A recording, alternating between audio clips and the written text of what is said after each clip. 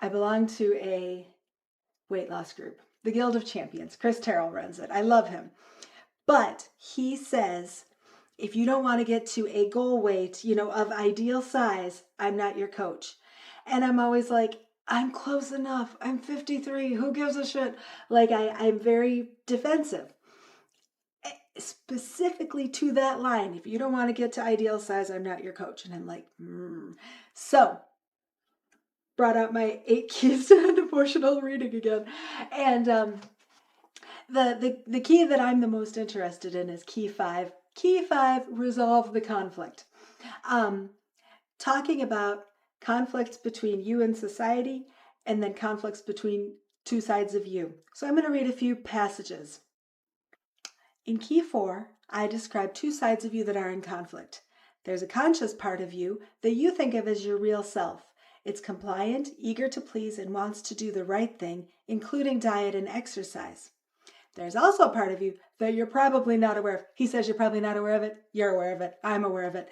There's also a part of you that you're probably not aware of that's more rebellious. It instinctively reacts against restrictions on your freedom, including the freedom to choose what to eat. Right. We get mad. So yeah, these are the two sides of the internal struggle that results in emotional eating, and their conflict must be understood in order to be resolved. To understand the struggle, it's important to keep in mind that the rebellious self is not only a part of you, but it's actually an ally who in its own way is trying to act in your best interest. I'm going to read that again. The rebellious self is not only a part of you, it's actually an ally who in its own way is trying to act in your best interest. This side of you can make you feel angry when control feels excessive. It wants to help you stand up for yourself and protect your need to be autonomous. As I have explained, this is the side that can also goad you into unwanted eating. It views dieting as a form of social control, and when you hit your limit of tolerating that, it encourages to prove that you won't be pushed around. I've learned from my patients that emotional eating feels good in the moment when you're doing it, not simply because it's tasty or because it soothes you when you're feeling down or stressed. Both may be true, but they're secondary. The real reason is that it feels liberating to finally stand up for yourself. This part of you acts more out of an angry motive than a sad or depressed one. It's saying, I'm mad as hell and I'm not going to take it anymore. Okay, so now I'm on page 109. This one, it speaks to me because of my experience with my weight loss coach, but it also speaks to me because of my experience with my husband, with my kid. In my own personal life with my husband or my kid, it's always been like that constant asking for your attention. You're the mom, look at this, mom, watch this comedian, listen to this, whatever. And you feel so good because they love you and they want to share things with you, but you're also like, oh my God. And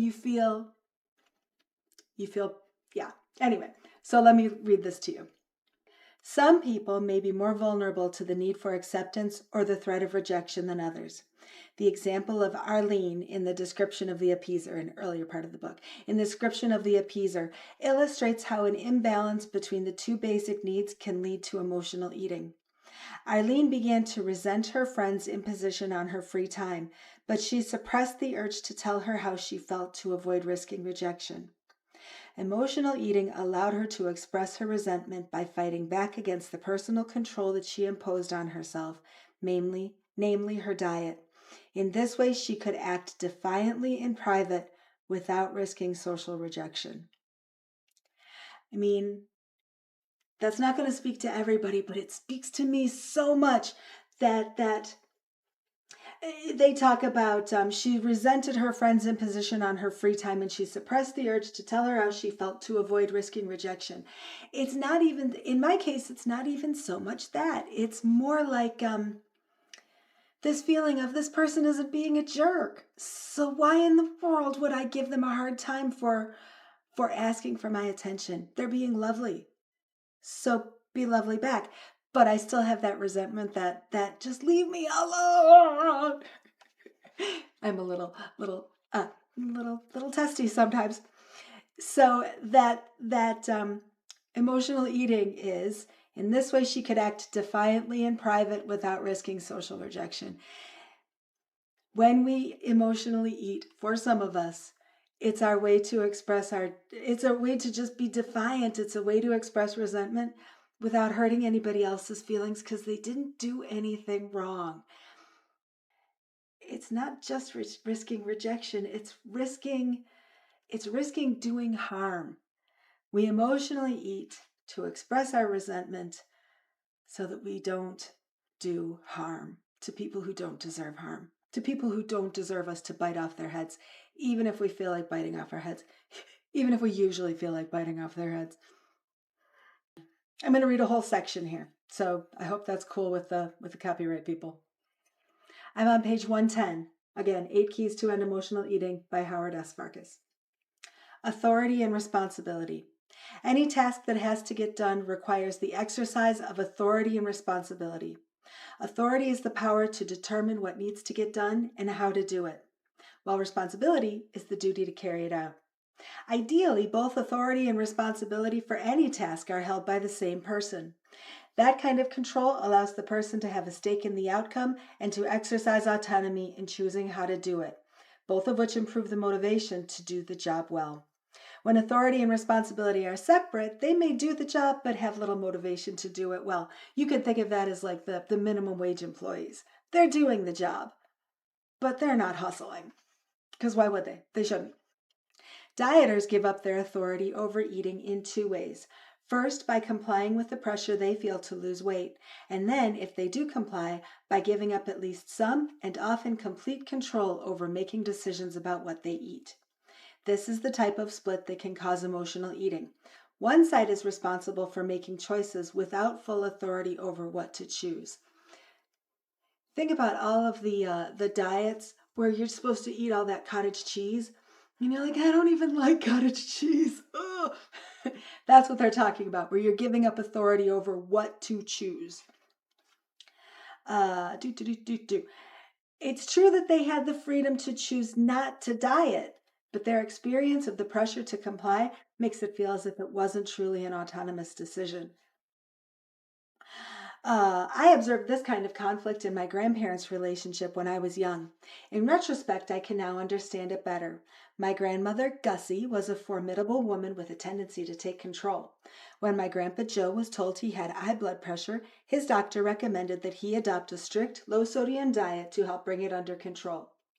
I can only imagine that Gussie was with Joe at this appointment, taking notes while the doctor was making his recommendations. I knew for sure, though, that the kitchen was her domain. She took it upon herself to make sure that his dietary restrictions were carried out to the letter. Ordinarily, Joe would have felt torn between his desire for salty snacks and concern for his health. If he was left alone to sort it out, he would have to weigh the short-term pleasure of potato chips against the long-term health risks. Of course, he might still make unhealthy choices, but knowing that the choice was entirely up to him, he would at least have to consider the risks.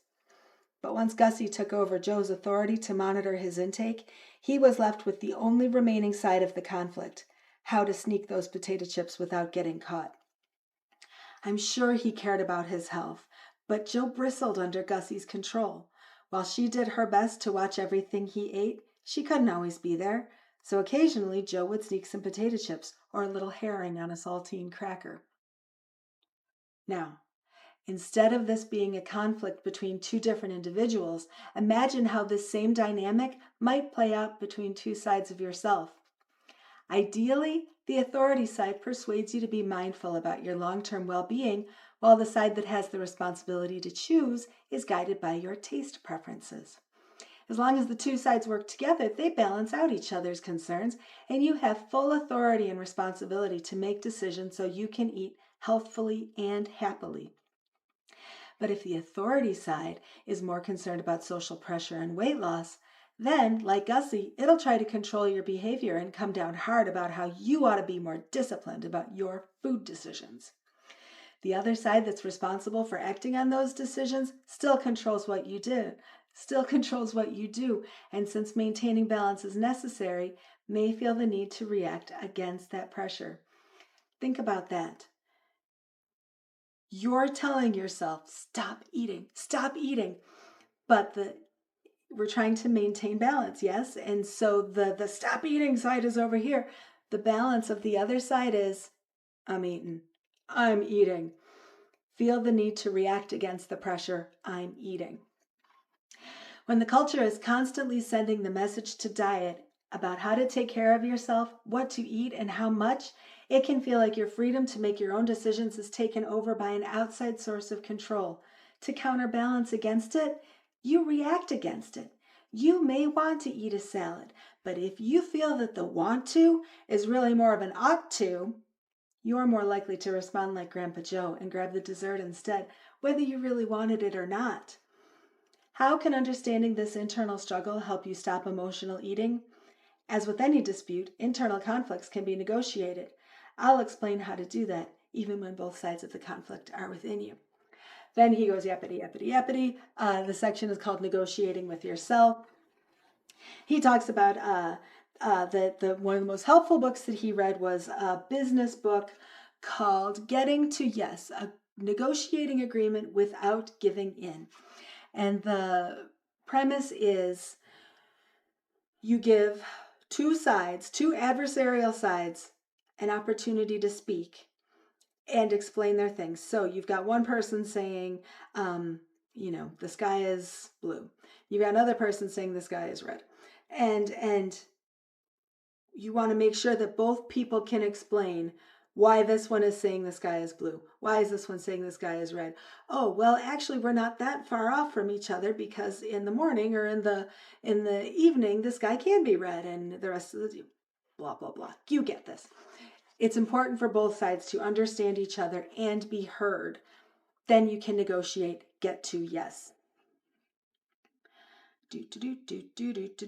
I recognized the value of using this negotiating technique for therapy when I was working with couples and heard them talking over each other as they argued. Not listening, just waiting for the other to pause long enough to get a word in edgewise. Their voices got louder as they competed to be heard, and the conflict would spiral out of control. Instead of bridging the differences between them, this kind of fighting pushed them further apart. My intervention was to help them listen to each other and summarize their understanding of their partner's viewpoint as fairly as they could without commentary or judgment, then ask their partner if the summary was accurate. After any corrections or additions, this person would confirm that it reflected their view and then would allow the first partner to explain their side of the argument. Okay, page 114. This last point is key to resolving internal conflict as well. It may not be a big leap of imagination to take a negotiating technique designed to resolve conflict between parties in business and apply it to help resolve interpersonal conflict between couples. But when I thought about the internal conflict that emotional eaters contend with, I wondered if patients might respond to the same intervention to resolve their own interpersonal conflict. Of course, you can only negotiate with yourself if you can first see the two sides within you as if they were separate entities. And according to some researchers, they effectively are. And then blah, blah, blah, blah, blah. It's a kind of internal conflict called modularity of mind, which suggests that the mind consists of separate modules that have specialized functions. And sometimes they have different goals and objectives. But the ultimate purpose is to help us act in our own best interest. They usually work together toward that shared purpose, but since they're specialized, there may be circumstances that could cause different modules to have conflicting ideas of what the best interests are, which is how you get one side of you saying, don't eat that ice cream, and the other side of you saying, I'm eating the ice cream. Yada, yada, yada. Page 115. Now, think of what conflict might be going on when you wrestle with the urge to binge. To be able to overcome emotional eating, you must first understand how it's working for you. In this case, the module that creates the urge to binge might be the one whose job it is to help protect your autonomy. If your concern about social acceptance causes you to set aside your own needs in order to please others, this autonomy module may eventually react to protect you. And when he's saying react to protect you, this autonomy module reacting to protect you by binging, by eating all of this food. I kept misreading it because it was saying protect you, and I'm like, but I'm eating. So yeah. Still on page 115. If you apply the approach to conflict resolution that I described, you can see that the struggle is between two mutually exclusive but legitimate needs. The side of you that works on belonging wants you to lose weight. The side that protects your autonomy, that rejects external pressures when it feels there's a threat to your freedom. But both would prefer you just be happy and stay healthy without the constant turmoil caused by your conflict over dieting. And that can only happen if you help them negotiate a mutual understanding.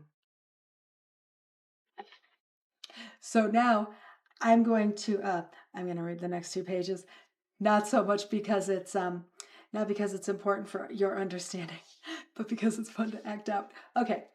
Relationship therapy with yourself. Let's imagine that the two sides of you went to a therapist who specializes in treating couples, but this time the couple is the two modules within you that are at odds with each other. What would that session look like if it was played out? I imagine the side representing the long-term health module as an overly involved, concerned mother, and the emotional eating side as her 16-year-old daughter, who's a very good student and a little obsessive about her grades. Let's call them Mom and Kim. Mom has become increasingly concerned about Kim because she has noticed since the beginning of her junior year of high school, Kim has been occasionally binging on fast food meals and eating them in her room while she studies.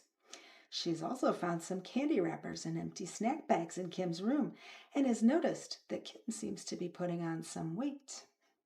In the past, Mom had not felt the need to set any rules on junk food in the house, but in recent weeks, she has confronted Kim about her eating habits and has been monitoring more closely what she brings home.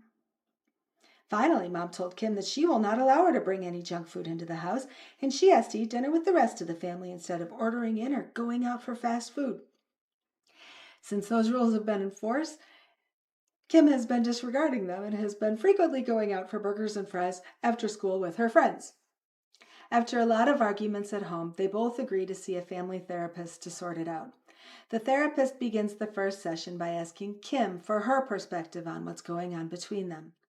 She admits that she's been disobeying her mother's new rules, but she feels that Mom is being too strict and is treating her like a child. Kim says these restrictions make her want to eat out with her friends even more to show her that she's old enough to make decisions about what she can do and can't be controlled like that by her mother. The therapist asks Kim if she understands her mother's concern. She insists that her mother's just too controlling, but she acknowledges that she herself has had concerns about the way she's been eating and she's unhappy about gaining weight. The therapist turns to Mother for her thoughts. She responds that frankly she's surprised to hear Kim say that. Mom explains that from her perspective, Kim's behavior only confirmed to her that stricter rules were needed and that without restrictions, Kim would have an even more serious problem with eating. But she can understand how she may have made the problem worse by making Kim feel like she's being treated like a child and wants to rebel against her strict rules. After some discussion, they both agree that with the therapist's suggestion, for the next few weeks, Mom will stop monitoring what Kim is eating, and Kim will commit to having dinner with the rest of the family whenever possible. As long as Mom stops commenting on her eating, Kim promises to make responsible food choices on her own. The scene that I just described illustrates the kind of dialogue that you can have between your own internal modules. The well-meaning parental mode may be telling you that you must be stricter than other people about what to eat because you've had problems with controlling eating in the past. The adolescent module responds that if it weren't for such rigid diet restrictions, it would have no problem eating in a reasonably healthy way. But then you can take the role, the therapist's role, and think about how to help the modules work out their differences. They have different responsibilities, but they have the same goal: to help improve your short-term and long-term well-being. Instead of acting like teammates who lose because they can't agree on a plan, they can see each other as partners who trust each other and win by working together. That trust is crucial for your parental side especially, which has to begin by backing off from applying the pressure to diet. It requires a leap of faith. It's hard to back off strict control and believe that it will lead to more responsible behavior given past experience. But the parental side strategy of doubling down on restrictive eating has only led to the behavior getting worse. So the downside risk is low. Okay, done reading. That was a lot of reading. I hope it's cool copyright-wise. I love this because, like I said, the scale is up for me. And I have these two things going on. Number one, I'm looking at the scale and feeling like, yeah, the scale's up 10 pounds. I don't feel good about that. I really don't feel good about that. But then I'm rebelling against Chris Terrell saying, I'm not your coach if you don't get all the way down to the, because I'm like, I look good. I feel good. Look, I feel good. I look good. And I'm not convinced that I care about ideal weight the way that he does. Now, he goes on and on about you have to have a why. You have to have a reason to get you to that place. I really, at the moment, do not have a why to get myself to 140. I have a really good why to make my mobility better and my strength better. And I'm working on those. But losing 20 or 30 pounds, I'm just kind of like, I don't care. I don't care. So, yeah, it's complicated. The fight inside of me that's eating too much and doesn't want to eat too much. And the defiant part of me that's like, I feel great. I look great. Why shouldn't I have a scone? Why shouldn't I have McDonald's? It's just a small fry. We resolve the conflict within ourselves. It's, yeah, anyway, we have to resolve the conflict in ourselves. And it's hard and it doesn't happen overnight. I've been working on this for 4 years now, and